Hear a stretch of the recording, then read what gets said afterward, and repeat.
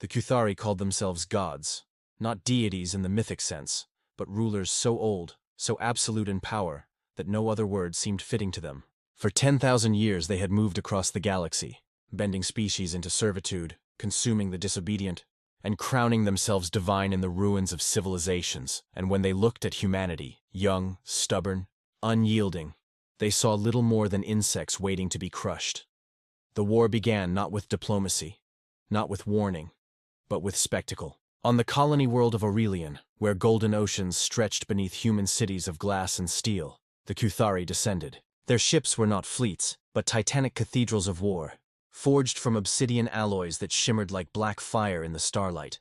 From orbit, they sang commands into the planet's comms, voice tones layered with harmonic frequencies that had shattered a dozen alien species into obedience. "Bow," the gods demanded. "Submit or be erased." But the colonists refused, and so the gods erased them. Entire cities vaporized beneath beams of celestial fire. Forests burned into ashen scars. The screams of 2 million colonists were cut short in less than an hour, their voices drowned beneath the laughter of the Kuthari commanders. On open channels, their proclamations echoed like thunder. "Behold, mortals, the fate of those who defy gods. Humanity will kneel as all others have knelt." The death of Aurelian was not war. It was a performance, a message written in annihilation. The gods' mockery, the galaxy watched in silence. The lesser species, enslaved or broken, dared not speak, and the Kuthari reveled in their triumph. They paraded their conquest before the stars. Hollow feeds across their empire showed images of Aurelian's destruction. Smoke curling from ruins, oceans turned crimson beneath the falling embers. The broadcasts repeated endlessly, accompanied by proclamations of divine supremacy. Humanity, they declared, is weak. Their pride is an illusion. Their silence is their surrender. In their temples, carved into asteroid fortresses, the priest kings laughed. They raised goblets forged from conquered worlds' metals, drinking to humanity's inevitable submission. Some mocked Earth directly.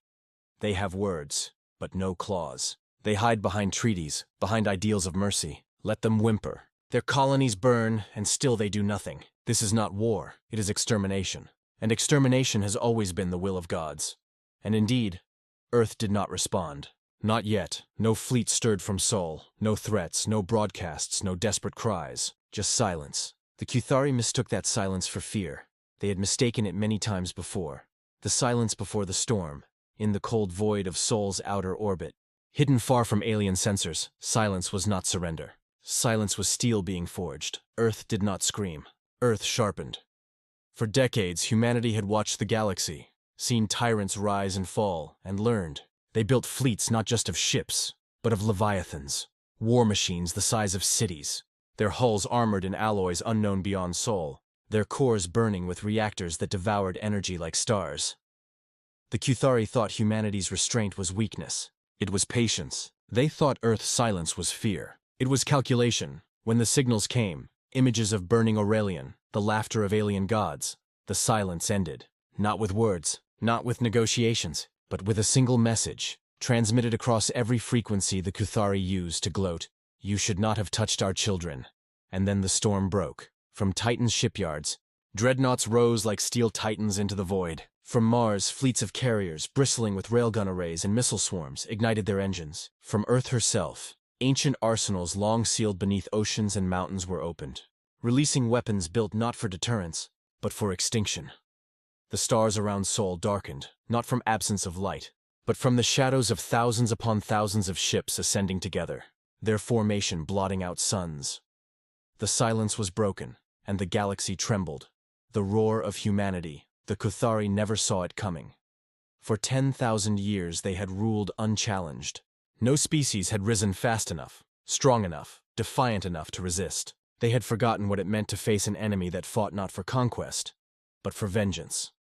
The human fleets did not crawl. They surged. Entire battle groups jumped across light years with precision strikes, their engines ripping through the void like thunder. The first Kuthari armada that met them was annihilated in 3 minutes. Their cathedral ships, once worshipped as invincible, crumbled beneath barrages of kinetic strikes that tore through their shields as if they were glass. Human dreadnoughts unleashed weapons that bent gravity itself, collapsing alien vessels into imploding singularities. And all the while, the humans transmitted nothing but silence. No taunts, no boasts, no explanations. Only the steady hum of their advance, the scream of railguns, the roar of vengeance. The galaxy watched in awe and terror as the gods bled. The Kuthari shrieked commands, their priests demanding obedience from the very stars. But their divine proclamations meant nothing. Against human defiance, their commands were drowned out, burned away by the fire of fleets too vast, too relentless to stop. For the first time in millennia, the gods learned fear. The annihilation of God's humanity did not stop at battle. Humanity did not seek surrender. Humanity sought erasure. One by one, the Kuthari strongholds fell, their temples shattered beneath orbital bombardments that turned asteroids into dust clouds. Their sanctuaries, carved into dead moons, were split open by precision strikes, spilling their priest kings into the void. Entire sectors of Kuthari space burned. Human fleets advanced like storms, leaving only silence in their wake. Cities that had stood for ages collapsed beneath the weight of vengeance. Worlds that had prayed to their alien gods cried out instead to the humans who delivered judgment.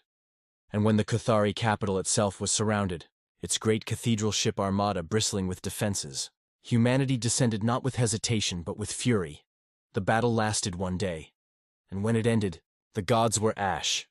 In the ruins of the Kuthari throne world, amid temples split apart and monuments shattered, a single human broadcast was sent, clear and cold. Across the galaxy, no gods command humanity, no throne rules us. We answer to no one, and if you strike us, we will roar louder than your heavens. The words echoed across star systems. The empire that had ruled for 10,000 years ended not with dignity, not with surrender, but with silence.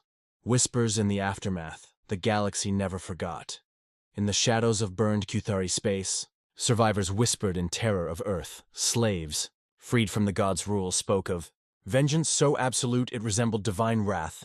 Of its own, the galaxy's rulers, tyrants and empires who had once laughed at humanity's youth fell into fearful silence. They no longer mocked Earth's restraint. They no longer mistook silence for weakness.